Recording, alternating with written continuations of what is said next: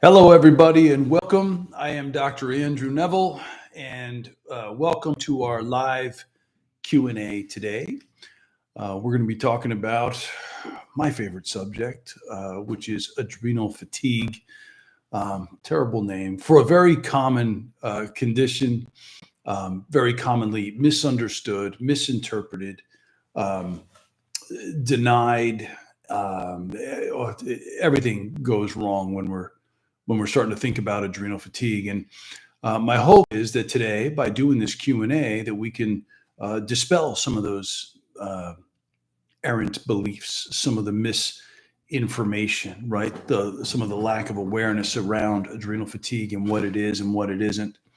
So that's what we're going to do today. Now, let me see, just check with my team, make sure that we're good to go on our various platforms. So far, so good. And whoops, let me just double check that again. Excellent. Okay, thank you, everyone. So as you join in, definitely let us know where you're from. We've got patients all over the country, all over the world, matter of fact. So we're always curious. So let us know who you are, where you're from. We'd love to have that information. I do have to say that this information is for educational purposes only. The content is not intended to substitute for medical advice, diagnosis, or treatment. Always seek the advice of your medical doctor or healthcare provider if you have any questions regarding a specific medical condition. That said, I'll do my best to answer any and all questions you have with regard to adrenal fatigue and everything that it's connected to, and it is connected to a lot for sure. Now, if you're a patient in one of my programs, welcome. I'm glad you're here. However, this conversation is more for new people, right? It's for the public to try to get some questions answered for them, help to guide them through this kind of confusing quagmire of misinformation that's out there. So if you have a question, if you're in one of my programs, you have a question, write it down. We'll try to get it in. I'll kind of push it towards the end. If you have a clinical question, you have the benefit of being able to reach out to me or my team, depending on what program you're in, or ask in one of the group sessions that we have for you. So if on the fly, I've got a list of questions that I'm going to go through for people that have submitted questions. So I'm going to go through that. But if you're live and you have a question, put it in the comments. My team will get that to me, and we'll do our best to get that in. It does seem that we always have a pretty substantial amount of questions on these calls. And we'll go from there. I'm going to talk a little bit about kind of a reintroduction of our newfangled version of our core program, which I'm pretty excited about as well, which we've been working pretty hard on recently. And we also have a new Instagram page, Adrenal Healing Hub, which is a Instagram page where my coaches are on there doing videos, guiding, you get tips and tricks and just exposing you to kind of the real world aspects of what healing from this adrenal fatigue thing looks like. And we'll be putting not comments, but links and things like that in the comments below as you look through that. So whatever your platform is. All right. So we'll go from there. So first question from Jacqueline. So what is the dizziness and ataxia from? Eating right, using salt. It's so bad, seems worse. What can I do to eliminate or improve it? Live in Florida, it's getting hot. I wonder if that's why. Even with the AC, I feel it. If I put my head from up to down or down to up, it's really bad, and I have to hold on to something. Please help me understand this. Okay, so Jacqueline, there's a couple different reasons for the dizziness or lightheadedness. One of those issues is going to be a lack of blood volume. So one of the jobs that the adrenal has, and the adrenal has a lot of jobs, but one of the jobs is to help us to hold on to salt. It's a different hormone. It's not cortisol, which we talk about with regard to the adrenals all the time. It's this other hormone called aldosterone. It helps us to hold on to salt. And in the body, water follows salt. So if your adrenals are weak and you're low in salt, you're going to be low in water. You just can't hold on to it. So this is why my patients will urinate more frequently. It's also why we get lightheaded, especially with a positional change. Like if you go from lying to standing, gravity's trying to push all the blood out of your brain into your shoes. And that'd be bad because you'd pass out every time you stand up, right? So the adrenals respond to that. But if that doesn't happen very well, you're going to get wobbly or lightheaded. So we want to differentiate that lightheadedness from dizziness. And to me, dizziness means like room spinning stuff, like vertigo kind of stuff. It sounds to me from your description that you're talking just more about the lightheadedness aspect of it. And literally that's a blood volume thing, just not enough blood getting up into the brain, especially if you're kind of making those movements. Now, the dizziness side of things has to do more with inner ear stuff. And there's a mechanism within our brain and our ear getting to our brain. That's a neurological mechanism that tells us where we are in space. And that can get thrown off from inflammation, from infection, from some other things. And, if that's part of your picture, like a room spinning kind of side of things, you might want to, talk to somebody about it. But if it's the lightheadedness part, then it's pretty safe, where, our recommendation is just to kind of incrementally try to increase that salt and see if we can't get blood volume enough over time. So it's a balance thing. It's an adaptation process. This adrenal fatigue issue is really part of our body's general adaptation system. So when our body gets perturbed out of balance, right? Like if there's a temperature change and we have to adjust, if our blood sugar drops and we have to adjust to meet that demand, bring our body back into homeostasis, our body uses our adrenals, not just our adrenals, but our whole stress response system, right? The hormone side, the nerve side, which is your autonomic nervous system, and then the limbic system in the brain, which is really calling the shots. That works as a system together in order to adjust and bring our body back into balance. And that tends to be compromised. Compromised with a genetic tendency and just enough stress over time to overwhelm those genetics. That's when we can start to see problems within that system. So the way to effectively fix this problem is to hit it from every angle we can. The salt's a piece of it. So, maybe that tip helps a little bit. It's not uncommon for people to need guidance with this stuff, specific guidance. And certainly you can reach out to my team if you needed any more of that specific guidance. All right. All my best.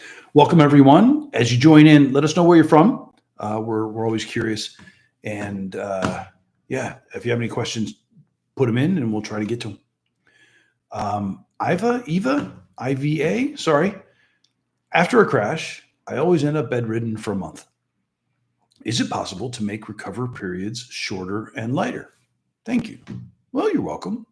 And the answer is yes, because this is how it works with all my patients, right? When they all crash at various times, usually during times of increased stress or increased activity or whatever it may be, we go through these crashes, all of us. And what we should see throughout recovery, and recovery or healing from adrenal fatigue it's different. I mean, it's very different than healing from anything else, because like if we were going to plot recovery on a graph, we would be incrementally going up and out and our functionality would increase. But boy, it's not linear. It's up and down, up and down, up and down, right? Now the trajectory is north, right? But we have these dips. And that's par for the course. We're going to have them. Eventually they decrease in duration, they decrease in frequency, these dips. So whereas a crash would normally last a month, it only lasts 2 weeks. And then the next crash may only last a week. And then it's only a few days, right? We also, as we go through this process, we also get smarter about catching the early warning signs that lead up to a crash, right? Because before we're laid out, and this happened to me, it happens to all my patients, but before we're kind of laid out with a crash, there are generally going to be some early warning signs that say, hey, like a little tap on the shoulder. Hey, you might want to slow down a little bit. You might want to take a break, or maybe you should have said no to that thing that you said yes to, or, there's going to be these warning signs. So as we go through the recovery process, we get smarter and smarter all the time. And this is one of the reasons why I have the programs set up the way I have them. Those programs used to be 12 months, my programs. They're now 3 months and 6 months, because we have to go through that process. There's a learning curve to figure out what that means, right, as we go through that process. And it takes, months to be able to figure that out and what that looks like, and then, help to guide people through that process, which is okay. I mean, sometimes we need help learning how to navigate this stuff. This is a body-wide phenomenon, right? Like I said earlier, that stress response system is our body's adaptation system, and it's our body's ability to adapt to its environment, anything, right? Any kind of stress, exercise, any kind of mental, emotional stress. I mean, any sort of physical stress, a toxin, whatever it may be, it's got to run through this system, and then this system controls everything else. Everything. And I know that sounds kind of bold, right? But it does. And you can just look at the science, plenty of research that shows that this physiology is going to tell your immune system what to do. It's going to tell your reproductive hormones what to do. It's going to control your digestive system. It's going to control your detoxification process, right? It's going to control thyroid hormones. This physiology, and if this is out of balance, none of that stuff has a chance at working. So it's big. And this is one of the challenges I have, or I find that other practitioners have, because, other doctors, functional medicine doctors, naturopaths, things like that, they'll believe in adrenal fatigue. They might even test for it. But I'll tell you, once they find it, it's like they just grabbed a hold of a tail of something that's way bigger than they anticipated.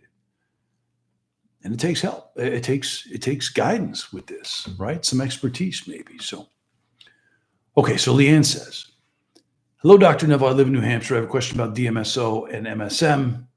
Recently bought a book, Healing with DMSO. All right. So my question is, can MSM help with inflammation, primarily respiratory? All right. So I've used DMSO. I don't use MSM very much. Not a whole.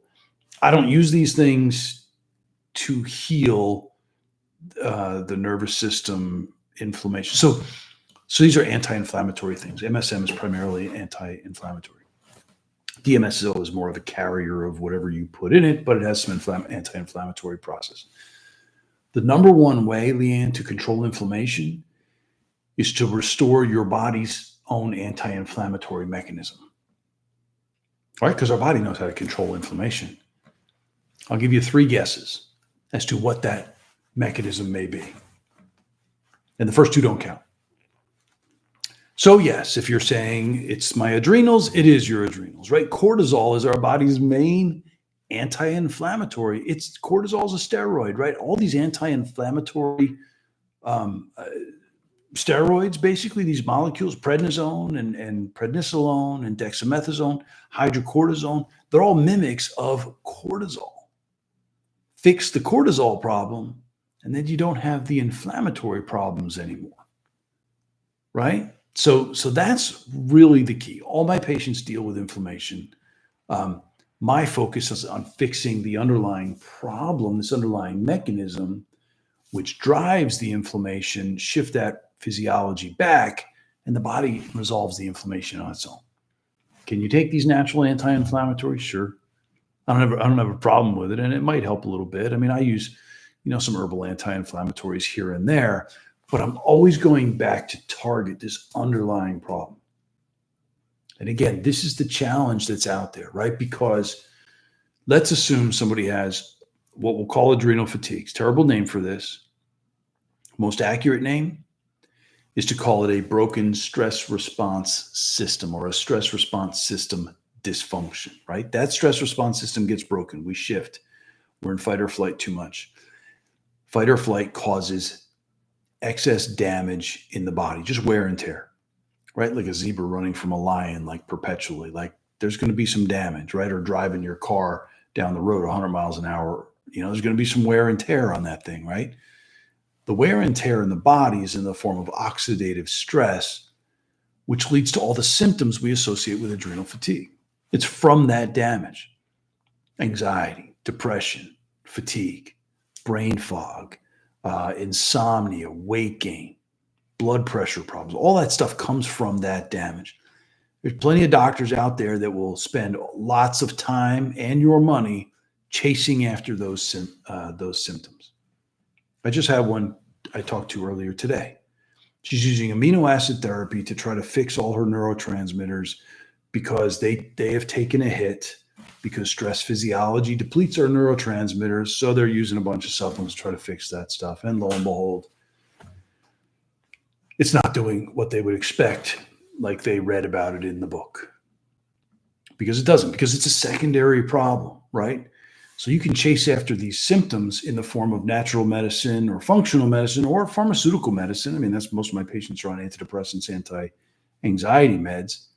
But the key is to prevent that problem, stop the wear and tear, and then the symptoms go away over time. What these doctors will also do is they'll chase after some of these other secondary problems, right? Like the immune system problem. Oh, you've got candida, or you got Epstein-Barr again, or you've got Lyme, or let's call it long COVID. You've got that. Well, but why? Right? Ask one more why. Why do I have long COVID? COVID hits everybody. Why is my COVID long and everybody else's is short? And it's a real thing. I mean, long COVID's a real thing, right? But it's just another version of a post-viral syndrome that's been connected to adrenal fatigue or chronic fatigue or ME, forever. Forever. Fix that underlying vulnerability, because we know that stress physiology suppresses the immune system. How about let's not do that? And maybe your immune system can fully eradicate an infection and fully clear inflammation, right? Same thing with the hormones. Same things with the gut. I mean, you spend so much time and effort and money, just like I did, right? Chasing after all this stuff. But how about we fix this underlying problem? I don't want to say root cause, because everybody says root cause. Like, I want to get to the root cause of the root cause that you think is the cause of that thing. That physiology governs everything. That stress physiology. All right. Good luck, Leanne. Laura says, have you seen a connection between adrenal fatigue and alopecia areata? So hair loss, autoimmune stuff. Yes, autoimmune, right? I was just talking about the immune system getting hit with stress physiology. That one just happens to be, autoimmune, more at the hair follicle, inflammatory stuff. Yes, so there's a connection. Now, what I don't want to say is that every condition is because of adrenal fatigue, right? So where I generally will send people is I've got a symptom assessment tool on the homepage of my website. It takes 4 or 5 minutes. You fill out this thing, because is this hair loss thing connected with my adrenal fatigue? Well, maybe, but you want to look at the conglomerate, right? All of the symptoms all together, and it'll spit out a likelihood of, hey, you probably have adrenal fatigue, right? Because at some point with this condition, if it looks like a duck and walks like a duck and quacks like a duck, we pretty much know what we're dealing with. So that would be my first step, is look towards that. But I'll tell you, I see autoimmune conditions all the time in my patients with adrenal problems, because that's what happens with the immune system when you hit it with stress physiology. So I'm going to say chances are. And if you have more questions about that, by the way, I've got my patient coordinator, Christine. It's one of the most compassionate people you could ever speak with regard to this. Complimentary call, right? If you want to reach out and actually talk to somebody about, kind of what we do and how it's connected to what you're dealing with and all that, complimentary call with Christine. If you just ask in the comments, we can get you that information. So keep after it. Here's a classic. Rachel says, what are the top 3 supplements needed to heal adrenal fatigue? It's the wrong question. It's the wrong question. And I know you want the supplements, right? Just like everybody does. Give me the supplements. What can I take to fix my adrenal fatigue? Well, you heard me just explain kind of everything that's involved in adrenal fatigue, right? I mean, do you think a little vitamin C is going to fix that? Is vitamin C important for this? Yeah. But is that going to fix everything I just described? No, it's not. What about omega-3s? Like, I use omega-3s in most people. Like, is that going to fix all these problems? No.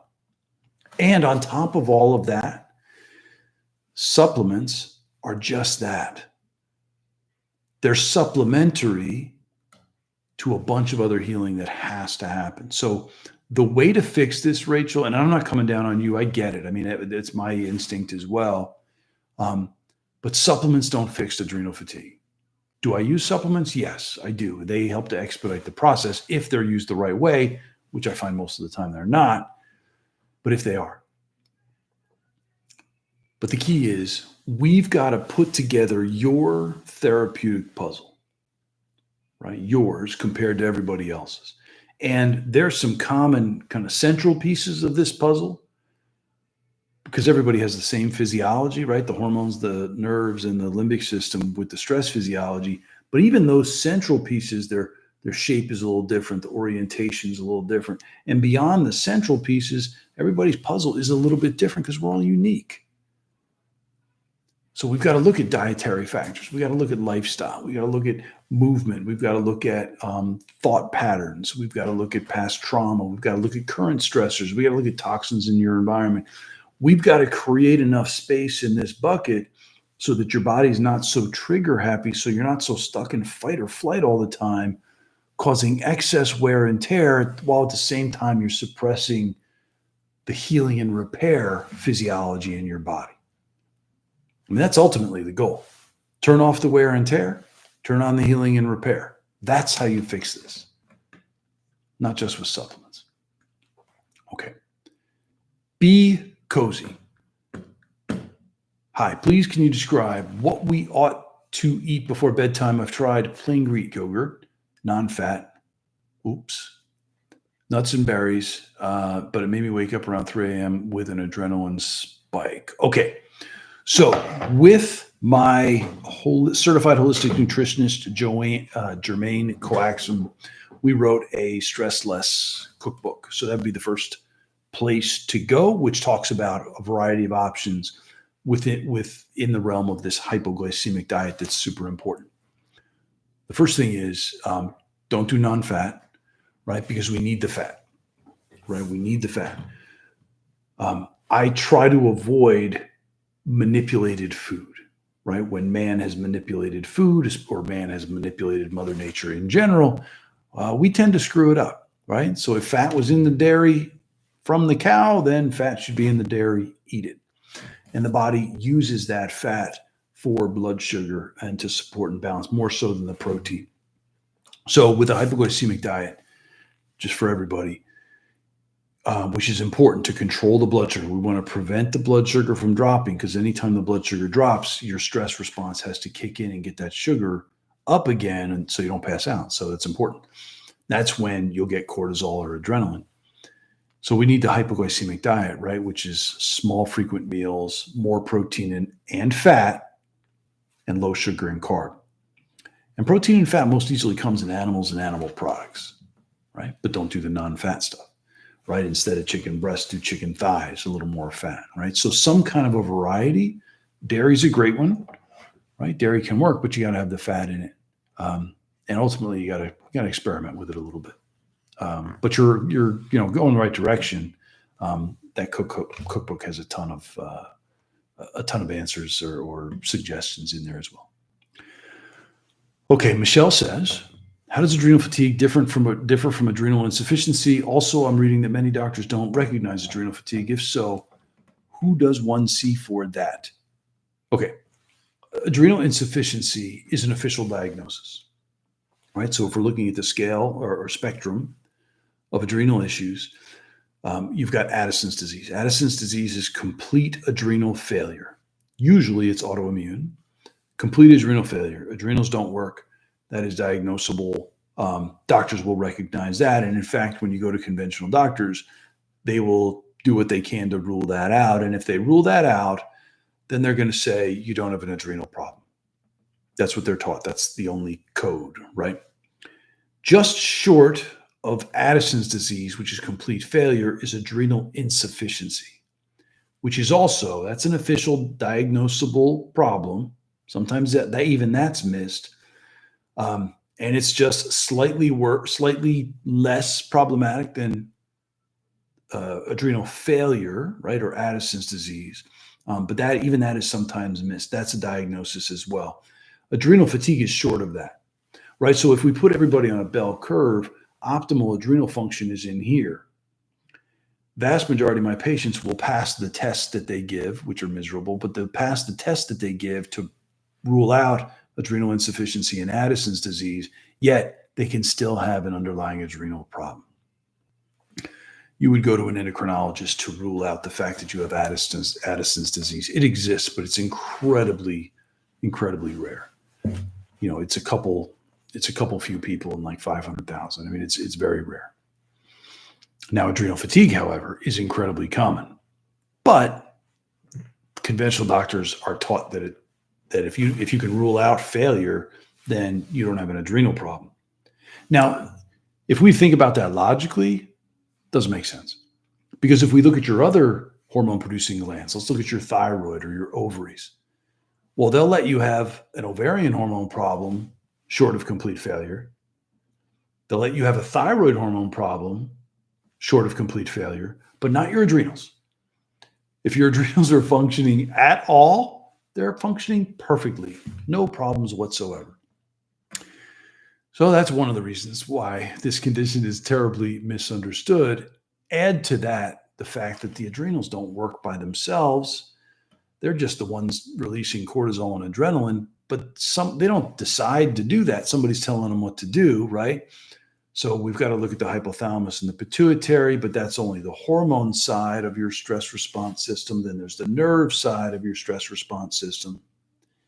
And I tease these apart to learn about where the symptoms are coming from, but they are intimately connected. You can't affect one side without the other side. It works together, and they're all controlled by this deep central part of your brain called the limbic system. So in order to fix this condition that we'll call adrenal fatigue, you have to look at that whole stress response system physiology. And the way you start to look at it is go to my website and do the symptom assessment tool. Just answer those questions, right? 4 or 5 minutes. It's really easy because when somebody has a broken stress response system, the symptoms that you get are going to be extremely predictable. The challenge, how many times have I said that, right? The challenge. When we go to doctors for this stuff, they'll chase after symptoms, right? They'll chase after the anxiety, thinking or believing that this is a condition in and of itself. It's got no underlying cause. Well, when you dump a bunch of adrenaline in somebody's brain, they're going to have anxiety. Same thing with depression. Like depression is a thing in and of itself, which doesn't have an underlying cause. But if you take a mouse and you put that mouse in a model that they call chronic, unpredictable, mild stress, usually restraint. So they put them in like a clear box. Rats don't like to be restrained, right? That rat will get stressed out. That rat will develop rat depression. And I'm pretty sure that's not a psychological problem for that rat. It's the fact that that rat is stressed. Stress hormones will get up into the brain and cause a depressive affect. And lo and behold, if you remove the restraint, the rat gets better without any psychotherapy whatsoever or drugs. We know these things. The problem is all this information, it's all up in PhD level research and nobody looks at it, right? But we know these connections, even hypertension, right? Blood pressure issues, blood sugar issues. It's going to be connected to this broken stress physiology. It's contributed so much. So, all right, sorry. I'm going to get yelled at by my team. I know, there it comes. Mina says, hi, Doc. Great to see you live. Why are we losing so much weight and very poor digestion? Okay, So that's a lot of questions. Most of my patients are weight gainers. Some are weight losers, 15 to 20% are weight losers. Oftentimes that's going to be a stress physiology thing. Those people that run on adrenaline more so, they can't hold on to the weight, right? They're kind of wired. Unfortunately, that stress physiology also suppresses your digestion because that's over here on the rest and digest side. So the key here, Mina, is to continue to do everything you can, right? And you're in Core Plus. So use the coaches. How do I shift this physiology in this direction more efficiently? Because our bodies, as humans, our default is survival mode. Stress physiology, that's our default. So, and if you've been overexposed to trauma or chronic stress over time, now that system gets even more trigger happy through this process called central sensitization, where the limbic system makes mountains out of molehills, right? Minor stress, major response. Now we're stuck in fight or flight, too much wear and tear, not enough healing and repair. We have to make heroic efforts at turning on this rest and digest physiology, our sympathetic physiology. Keep doing that again and again and again, with repetition, with persistence, with some consistency as best you can. And what that does is it lubricates this fulcrum that guides this, and we start to get unstuck. That's the problem. This thing's stuck. Let's unstuck it, and you can. Just takes persistence. So keep at it, and keep at it. That's all I'll say. Okay, Johnny says, can you suggest supplements to use temporarily until I'm able to get started with your programs and recovery processes? I can't really. I mean, I do have a core program, so I'll take this minute to talk about this. So right now, I've got 3 programs, right? So I've got a program with me called Healing Transformation, 6-month program. I work with you one-on-one. And then there's a Core Plus program that works with my coaches. It's a 3-month program. And my coaches, by the way, know more about adrenal fatigue than any doctor you can possibly go to. They've experienced it. They've been through my program. So they've been my patients previously, and they had previous coach training. And I wanted to latch on to these people, draw them in, and now get them better and train them in my Adrenal Healing Health Coach courses.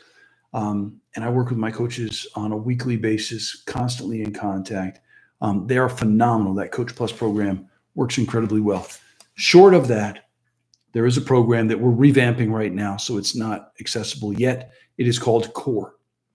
And Core is really the basics of all the information and guidance I've ever given anybody here in office. So I used to have patients come. We've got a guest house on our property where we have people come and stay with us from all over the country and international. They come for a couple weeks, a couple months, even to get this thing fixed.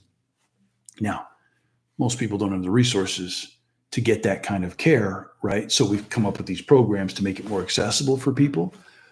But when those people we're here, they'll be in my office every day for a couple months, like no stone left unturned. We'd have a lot of conversations. Well, I've documented all that information. I've written it down. I've recorded it, and I've put it into Core with tips and tricks and exercises and process. So Core would be the way to go. And if you're curious about Core, just type Core in the comments, and we can get you on the wait list. Or I don't know, they'll tell you how to do it, but we'll get you on a wait list because I think in about a month, that should be revamped and ready to launch. And that is the most cost-effective way to get the information. Now, it's not perfect because information is helpful, but most people need guidance and assistance in figuring out what this puzzle looks like. But if you're self-sufficient, or if this is all you can grasp, then that would be the way to do it, not supplements. It's the information, it's the practices, especially the lifestyle dietary stuff. That's the foundation of what we do. And you can't get around it. You can't get around it. So good luck, John. Dalenster. I don't know what that is. Okay, Dalenster. Dalenster? All right, I wake up in the morning with a bitter taste in my mouth. Is that something with adrenaline or cortisone? I brush my teeth. Don't know. I mean, I'll tell you, my patients have random weird symptoms for sure. It affects things body wide, but I'm not sure. I'm going to defer on that one. Sorry. Himani, I am advanced adrenal fatigue, MTHFR, heterozygous. Yeah, I mean, a lot of people are heterozygous. Probably half the country are heterozygous for MTHFR. Post-hysterectomy, recently passed out, triggered by methylfolate. Foundational protocol, yeah. What else could I do to stabilize my wonky and tired? Thank you so much. Yeah, there's a ton, right? There's a lot missing there. Like MTHFR, okay. I mean, I kind of assume people are going to have MTHFR issues, and everybody gets excited about finding something. Hey, I'm heterozygous MTHFR. Yeah, but probably 2/3 of the country is as well, and 2/3 of the country doesn't have adrenal fatigue. So it's not the answer, unfortunately. And I want to find that smoking gun and figure out what's going on, but that's not the answer. So if you're chasing in that direction, I think you might be barking up the wrong tree.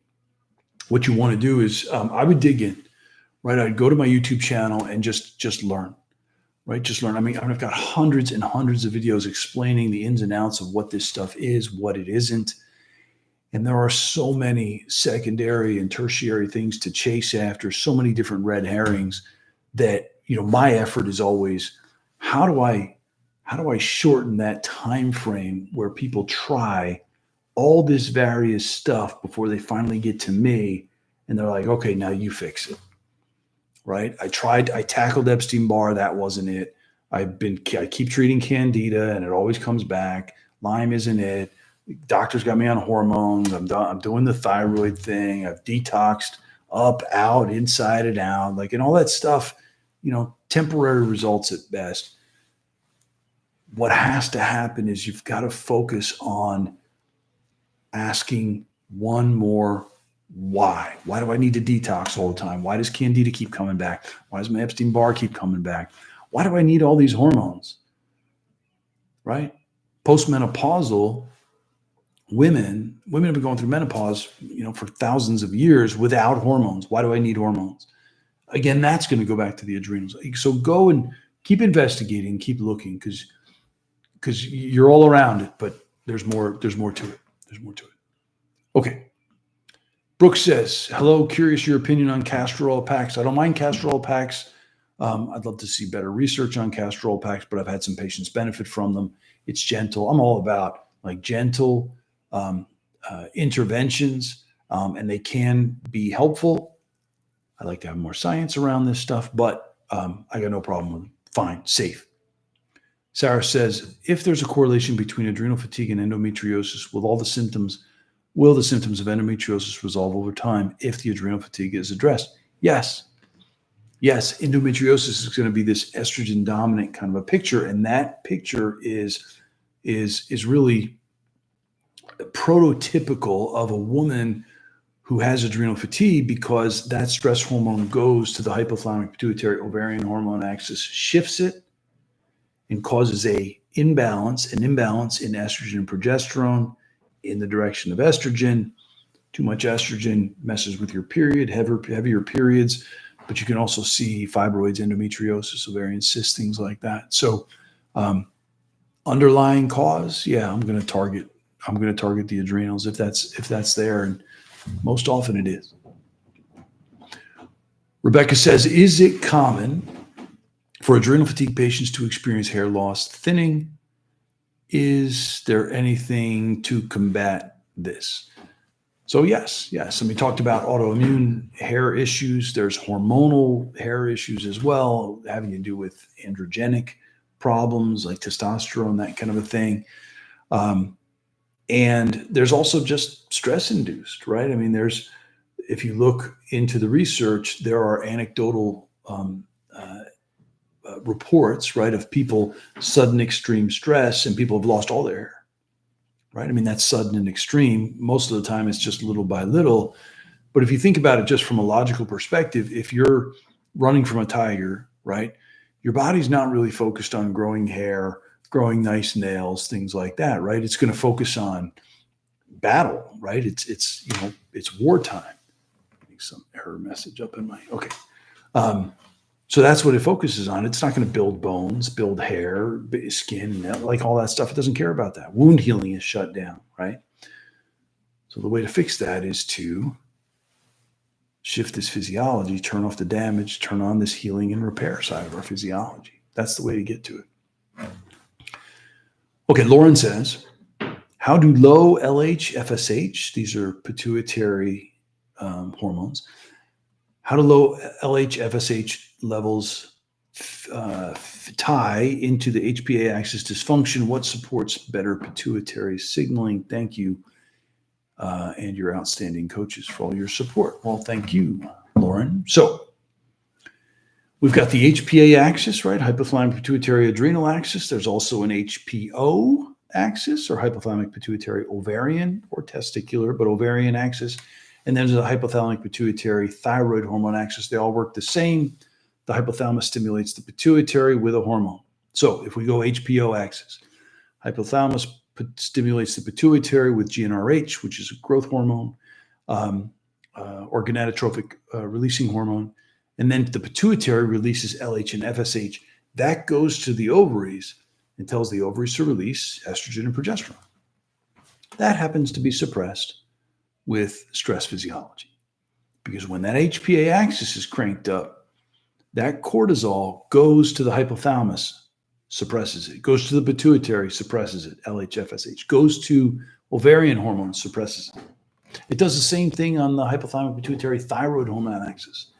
You cannot stabilize ovarian hormone function or thyroid hormone function if our body is stuck in stress physiology. That is absolutely the key. Shift that physiology, and then the ovaries have a chance. I see it all the time. So, all right, good luck. Paul says, what exercise is best?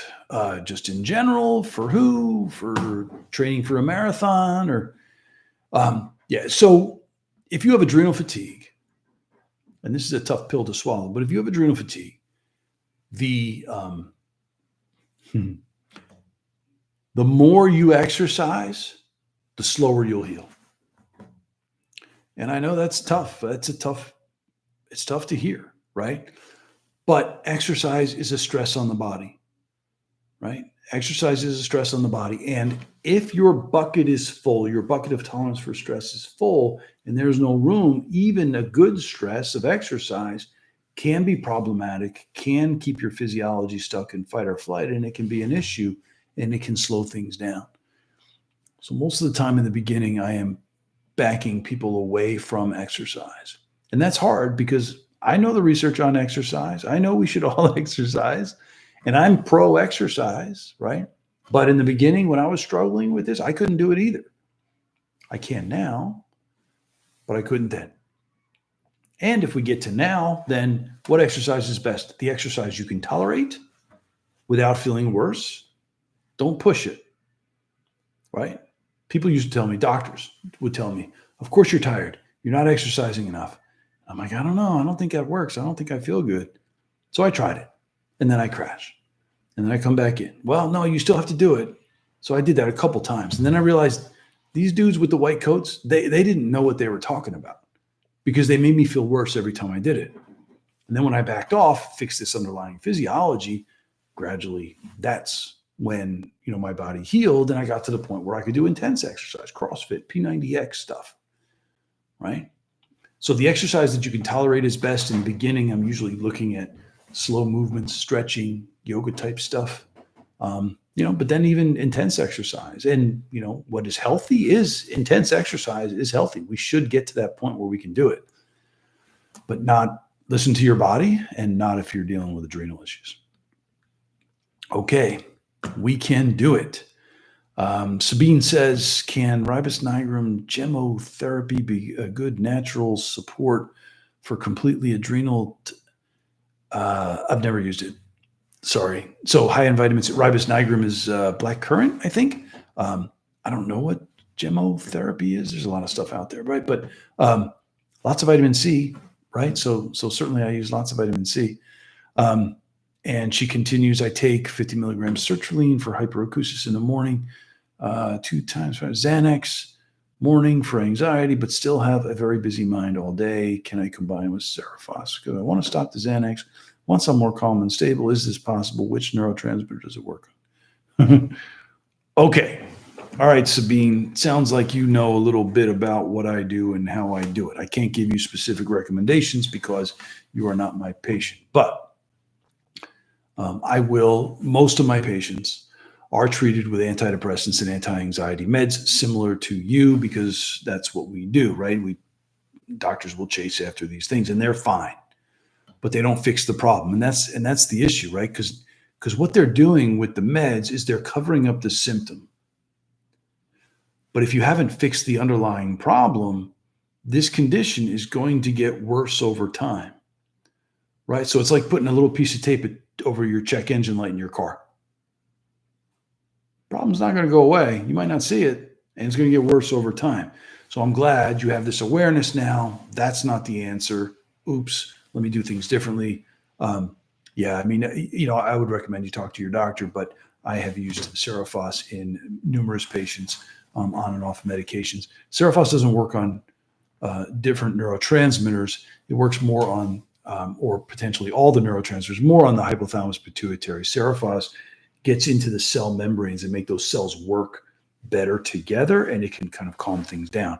I'm going to tell you that, you're on meds, you've got this stuff going on. I mean, my recommendation for you is to reach out to us and give us a call and talk about what kind of guidance you can get. Because doing this on your own is going to be, there's a lot there. There's a lot there, and it's okay to need guidance. Okay. Let's see. So Anne says, waking up every night after 2 to 3 hours sleep, unable to go back to sleep again until I eat something protein and fat. Good. Hypoglycemic diet, causing me to gain weight. Bummer. Blood sugar can be in the 40s, especially lower at night. Do I need to see an endocrinologist like the primary says? Can you go into a diabetic coma? Whoa. All right. So there's a lot there, Anne. What I would... So I'd recommend reaching out and giving us a call, complimentary call. Talk to Christine, my patient coordinator. You can just reach out in the comments to do that. It's never a bad thing to see an endocrinologist and get testing or assessment to rule things out. The true hypoglycemia by the letter of the law from endocrinology is incredibly rare. What most of my patients have, and what you very well may have, is something called reactive hypoglycemia, which is a little bit different. And it's just an imbalance, right? So it's never a bad thing to make sure you check in with your GP, endo, whoever it is, and make sure things are safe, make sure you're ruling out all the bad stuff. But it sounds like you need some guidance there with regard to the blood sugar, how to eat. It's not uncommon. What you describe is not uncommon in the patients that I have in front of me. And that requires some one-on-one and some guidance. So, reach out to us. We could try to figure out how to get you some help. But rule things out, right? Some of this stuff gets scary, right? Like a lot of my patients will have cardiac symptoms, right? Because the stress physiology, it's wired to the heart, because if there's a tiger there, like you want your heart beating fast and strong, like you got to fight or flight, right? So most of my patients have cardiac symptoms, and that's scary. So should I go to a cardiologist? Sure. Go to a cardiologist. And it is rarely a problem with the heart. They're like, your heart's fine. Here's a referral to the psychiatrist, right? It's the wires to the heart, right? It's the adrenaline that's going to hit the heart. Fix that, and then all of a sudden these cardiac symptoms go away. I mean, I suspect it's going to be similar in your situation, but I'm never against, getting things assessed and ruled out. Jill says, after hysterectomy, is there a way to come out of fight or flight without HRT? Absolutely. It did not work for me, and I'm trying to level other hormones. Okay, so I'm not exactly sure what that means, Jill, but 100%, right? Again, the ovaries are going to go in the direction the adrenals tell them. That's the key. Fix the stress response system, including the adrenals, and the ovaries will fall back in line. The adrenals have to assist women through menopause. Check out my YouTube video.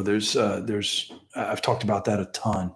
Nobody talks about that connection. I don't know why, but nobody talks about it. So Darcy says, hello, doctor. Nice to see you. Curious your thoughts on treating the thyroid before the adrenals are addressed. Can treating the thyroid help the adrenals? No. Treating the thyroid can help us feel a little better. Okay. Will it help the adrenals? No, not in my experience.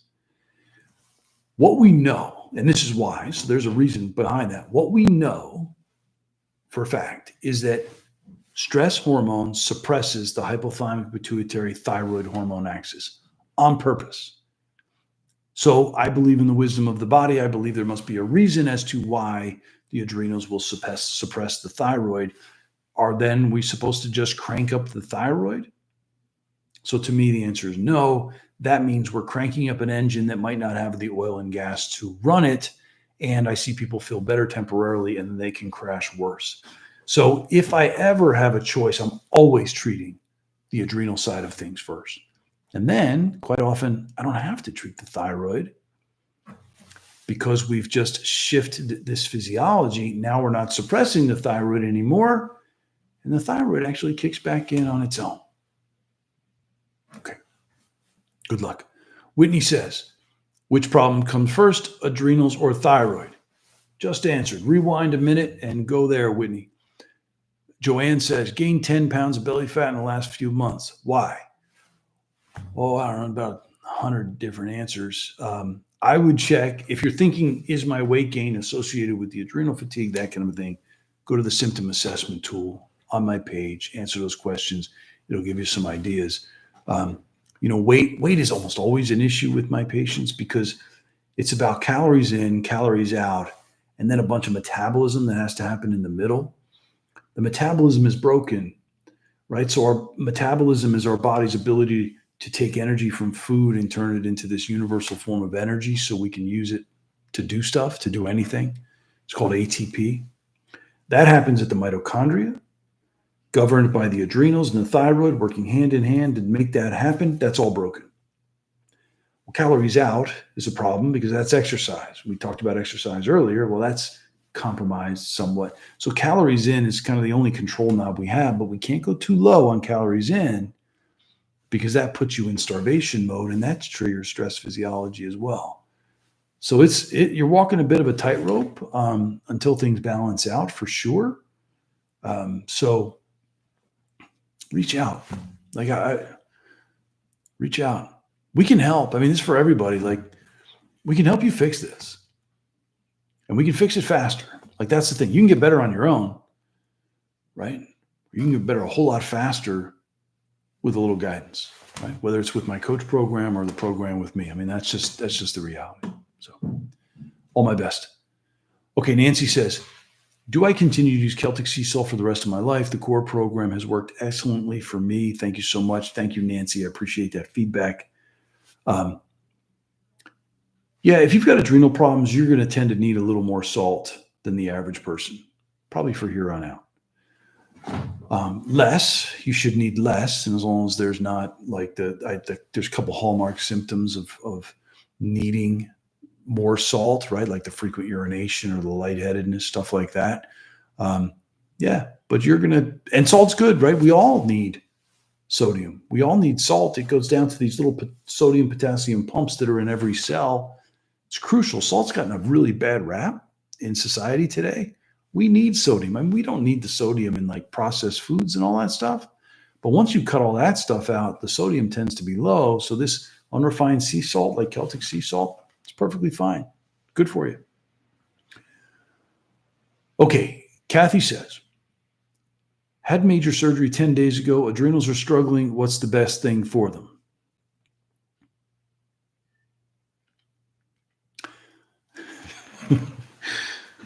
I don't know. Everything I just said for the past 4 minutes. There's a lot to that, Kat. I wish there was a simple answer. Oh, here, just take hydrocortisone and that'll be fine, right? It doesn't work that way. You had surgery. It's a major stress on the body. Of course your adrenals are struggling, but it's more than that. What do you need to do? I mean, you need to turn on your vagus nerve. You need to do a relaxation exercise consistently. You need to eat a hypoglycemic diet.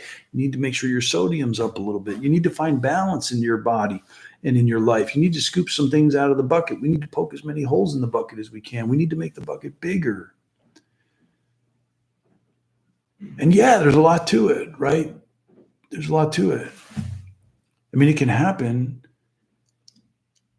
Yeah, that's good advice. I mean, check out my YouTube channel. There's a ton of information there. And you can get guidance, right? I mean, you might need more specific help, right? Help and guidance, right? Targeted.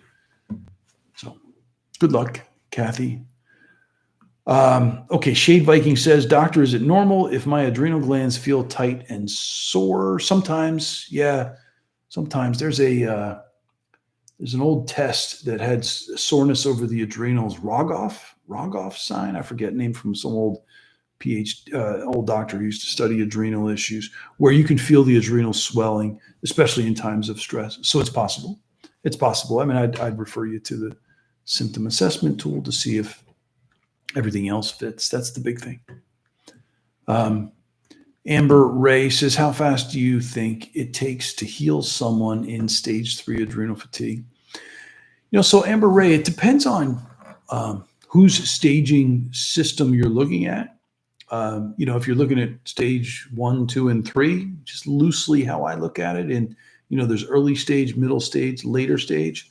It takes time, right? It takes time. It takes many months to fully heal and recover. Sometimes a year or two, again, to fully heal and recover, not to start feeling better. I mean, I put a person through our program and they've got all our information and they're making these incremental changes.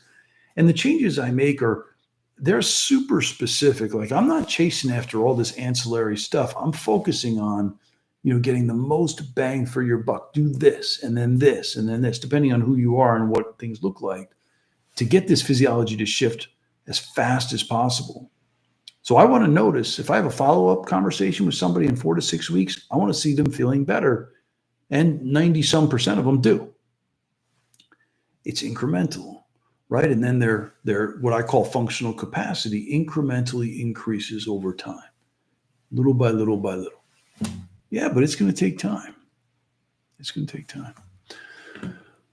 Okay, so Lisa says a bunch of questions, and then the last question is, I'm concerned I'm not getting all the other B vitamins that are important for adrenal health. Any suggestions? So problem with B6. Yeah, so if your B6 is high, you can use separate B vitamins. I'll usually use a B complex. But you can get them separately, right? So you can separate things out. And do it that way. It's important, right? It's important, but you're also getting B vitamins from food if you're eating a kind of a varied diet, right? Get some animal protein, fat, little organ meat. How's that for my little plug for organ meat? Liverwurst. I had some liverwurst today. But you can get it. I'm not sure. The elevated B6 in the blood is a little controversial, right? So listen, more than anything else, listen to your body. When you take something, how do you feel when you take it, right? I usually like to cover the B's, though, so it's reasonable. Okay, Anonymous says, we're down to the wire. I have ADHD, off stimulants, beginning of the year, emotional regulation. Okay, I'd like to hear maybe some pros and cons of balancing the mental stress with the physical stress and what things I should consider in making this decision. What decision? Of course, with stimulants should run out of my system. Okay, so I don't know if I understand the decision. However, all stress goes into the same bucket, Anonymous. We only have one stress response system.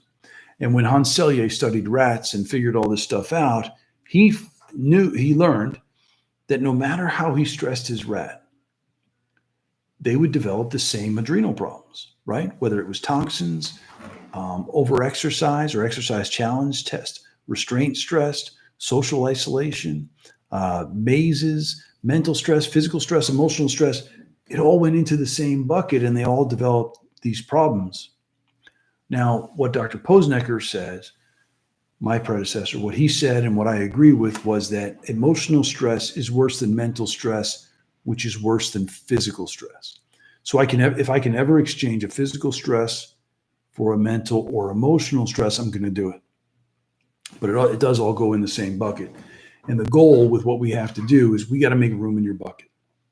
We got to scoop out whatever we can, not everything. Nobody can nobody empties their bucket. Scoop what you can, create a little space. Poke as many holes in the bucket so that as stress comes your way, it flows right through, it doesn't accumulate, and then expand the bucket. And that's more of my job with the coaches. Expand the bucket to your greatest capacity by fixing this broken stress response system. Limbic system in the brain, HPA axis and adrenals, autonomic nervous system, that makes the bucket bigger. We create space.